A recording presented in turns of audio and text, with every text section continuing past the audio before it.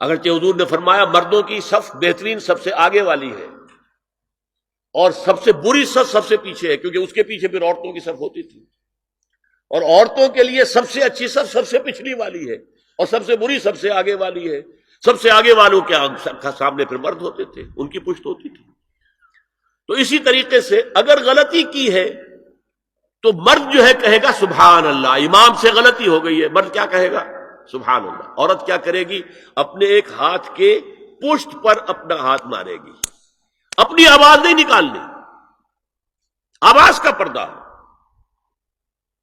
چھونے کا پردہ یہاں تک ہے کہ حضور نے کبھی کسی عورت سے ہاتھ نہیں ملایا، اور آپ جب بیعت بھی لیتے تھے تو بس زبانی الفاظ کہلوائے اور کہا ٹھیک ہے بیعت ہو گئی، یا ایک کپڑا پکڑا، اس کا ایک سرا اپنے ہاتھ میں دوسرا سرا اس خاتون کے ہاتھ میں، یا ایک تشت کے اندر پانی بھرا، اس میں ایک طرف اس نے انگلیاں ڈال لی اور ایک طرف حضور کی انگلیاں، لیکن مسافر لا اسافر النساء۔ ایک دفعہ ہوا بھی کہ بعض خواتین نے جب بیعت کی ہے تو پھر انہوں نے ہاتھ آگے بڑھایا مسافر کے لیے، حضور نے فرمایا انی لا اسافر النساء، میں عورتوں سے مسافرہ نہیں کرتا۔ اسلام میں پردے کتنے ہوئے؟ پہلا پردہ 4 دیواری، گھروں میں رہو، یہ پہلا پردہ ہے۔ جیسے ڈیفنس لائنز ہوتی ہیں نا فوج کی، یہ فرسٹ ڈیفنس لائن، سیکنڈ ہے، تھرڈ ہے، پہلی کو عبور کر کے کوئی آ جائے تو سیکنڈ ہے، سیکنڈ سے گزرے تو پہلا پردہ 4 دیواری، اس میں محرم آئے گا۔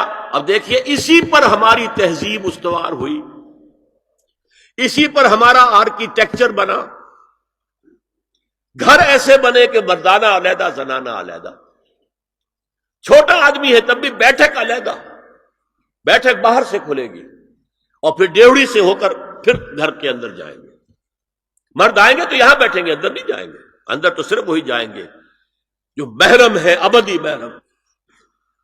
دوسرا پردہ ستر، گھر کے اندر جو محرم آ گئے ہیں ان کے سامنے چہرہ تو کھلے گا، باقی جسم کا کوئی حصہ بھائی بہن کا نہیں دیکھ سکتا، اور باپ بیٹی کا نہیں دیکھ سکتا، بیٹا ماں کا نہیں دیکھ سکتا۔ یہ ستر، عورت پوری کی پوری عورت ہے۔ عورت کہتی ہے چھپانے کی چیز کو، عورات النساء، عورتوں کی چھپی ہوئی چیزیں جن پر ظاہر نہیں ہوئی، لم یظہروا علی عورات النساء، ابھی تک ہم نے لفظ پڑھایا بھی۔ تیسرا پردہ ہے چہرے کا پردہ، یہ ہے غیر محرموں سے، اور جب کہ گھر سے باہر نکلنا ہو اس کے لیے سورہ احزاب میں نے کہا تھا گھر سے باہر کا پردہ، چہرے کا پردہ وہ غیر محرموں سے ہے، اور گھر سے باہر نکلے گی تو غیر محرم سامنے آئیں گے۔ یا ایھا النبی قل لازواجک وبناتک ونساء المؤمنین یدنین علیہن من جلابیبہن ذلک ادنی ان یعرفن فلا یؤذین وکان اللہ غفورا رحیما۔ اے نبی صلی اللہ علیہ وسلم کہہ دیجئے اپنی بیٹیوں سے اور اپنی بیویوں سے اور مسلمانوں کی خواتین سے۔ اب دیکھیے یہ سورہ احزاب ہی میں ہو رہا ہے، شروع میں یا نساء نبی سے بات چلی، استیزان بھی صرف نبی کے گھر میں داخل نہ ہو اذن کے بغیر، آگے چل کر سورہ احزاب ہی میں عام بھی کر دیا، قل لازواجک وبناتک ونساء المؤمنین، کہہ دیجئے اپنی بیویوں سے، اپنی بیٹیوں سے اور اہل ایمان کی خواتین سے، یدنین علیہن من جلابیبہن، کہ وہ اپنے چہروں کے اوپر اپنی جلباب کو لٹکا لیا کریں، چہرہ چھپ جائے۔ اب اس کی تفسیر میں چاہتا ہوں کہ آپ کو جو مختلف مفسرین نے کی ہے وہ آپ کے سامنے میں رکھوں۔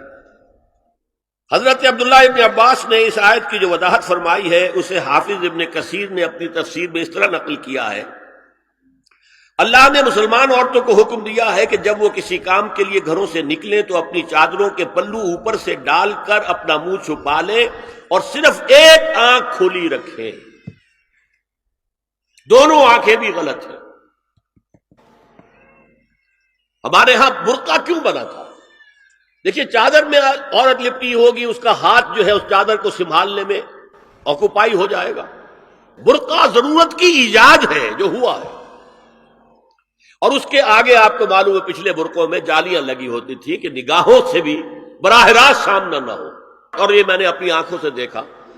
انقلاب ایران کے بعد جو حاجی آئے ایران سے، ان کو جو میں نے دیکھا ہے، اس طرح چادر میں ملبوس عورتیں ہوتی تھی، لمبی سی چادر، ایک ہاتھ سے اس کو اس طرح پکڑا ہوا ہے اور صرف ایک آنکھ کھلی ہے دوسری نہیں. کہ حضور نے کئی حضرات سے یہ کہا، کہیں وہ رشتہ کر رہے تھے، کہ آپ نے ایک نظر دیکھ لیا ہے. اب اگر یہ ایک نظر دیکھنا اس کی اتنی اہمیت ہے تو اس کا کیا مطلب ہے؟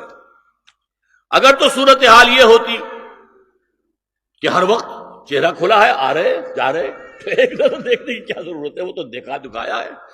تو ظاہر بات ہے وہاں پردہ ہو گیا تھا، تبھی تو تھا نا کہ ایک نظر دیکھ لو. آپ نے پوچھا ایک صحابی سے کہ رشتہ کہاں کیا؟ وہاں کیا ہے. تم نے ایک نظر دیکھ لیا ہے؟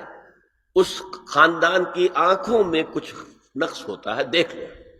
بس ایک نظر دیکھنا ہے، اس کی اجازت.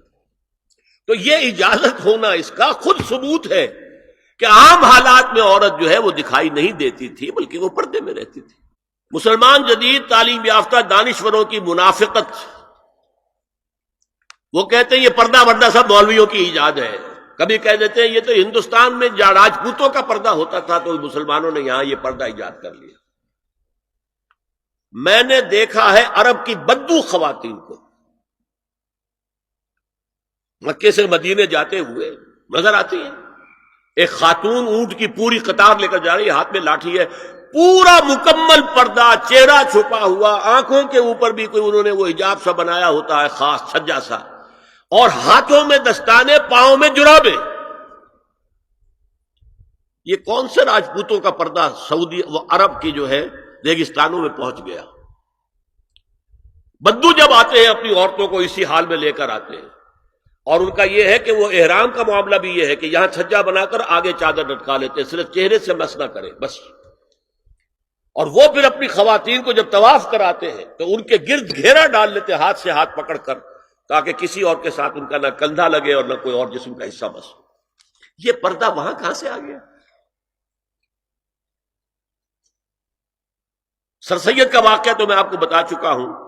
اب ذرا علامہ اقبال، میں منافقت اس لیے کہہ رہا ہوں کہ ایک طرف ہمارا جدید دانشور طبقہ، مولوی ملاٹے دیوبندی ہوں، فلاں ہوں، یہ ہوں وہ ہوں، یہ دقیانوسی ہے، اصل میں تو سر سید احمد خان اور پھر علامہ اقبال. علامہ اقبال کا حال کیا ہے وہ سن لیجئے آپ. انگریز سرکار لارڈ ولنگٹن کے زمانے میں علامہ اقبال کو اپنا گورنر بنا کر جنوبی افریقہ بھیجنا چاہتے تھی. من جملہ دیگر شرائط کے ایک شرط یہ بھی تھی کہ تمام سرکاری تقریبات میں بیگم اقبال ان کے ہمراہ ہوں گی. علامہ اقبال نے یہ کہہ کر اس پیشکش کو ٹھکرا دیا، بے شک میں گناہگار مسلمان ہوں اور اعمال کے اعتبار سے مجھ سے بہت سی کوتاہیاں سرزد ہوتی ہیں، تاہم میں اتنا بے غیرت نہیں ہوں کہ محض ایک سرکاری عہدے کی خاطر اپنی بیوی کو بے پردہ کر دوں.